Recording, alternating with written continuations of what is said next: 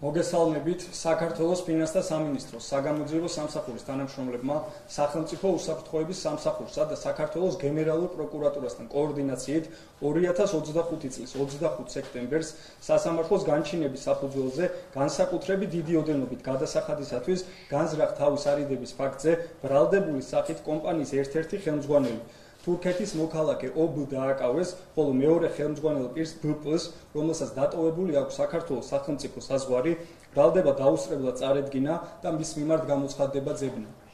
გამოძიებით დადგინდა, რომ ქალაქ თბილისში რეგისტრირებული კომპანია წლების განმავლობაში სისტემატურად მონაწილეობდა საქართველოს რეგიონული განვითარებისა და ინფრასტრუქტურის სამინისტროს, ხაშურისა და ჩხოროწყუს მუნიციპალიტეტების, საქართველოს გაერთიანებული წყალმომარაგების კომპანიისა და სააქციო საზოგადოება საქართველოს ნავთობისა და გაზის კორპორაციის მიერ გამოცხადებულ სახელმწიფო ტენდერებში და საქართველოს მასშტაბით ასრულებდა ნაპირსამაგ სამუშაოებს.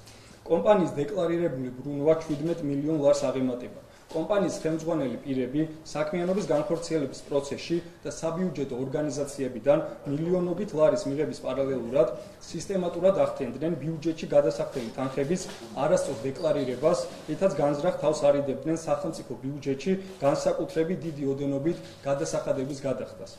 შემოწმების შედეგად გადამხდელ სახელმწიფო ბიუჯეტის სასარგებლოდ დაერიცხა 1,423,897,91 ლარი, მათ შორის ძირითადი გადასახადის სახით 673,742 ლარი.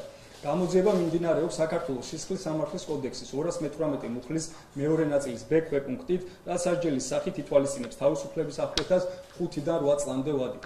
საქართველოს ფინანსთა სამინისტროს საგამოძიებო სამსახური მომავალშიც გაატარებს საფინანსო ეკონომიკურ სფეროში ჩადენილი დანაშაულის წინააღმდეგ სისხლის სამართლის მკაცრ პოლიტიკას და მეწარმე სუბიექტებს მოუწოდებს დროულად უზრუნველყო სახელმწიფო ბიუჯეტის წინაშე არსებული საგადასახადო დავალიანების გადახდა. მადლობა.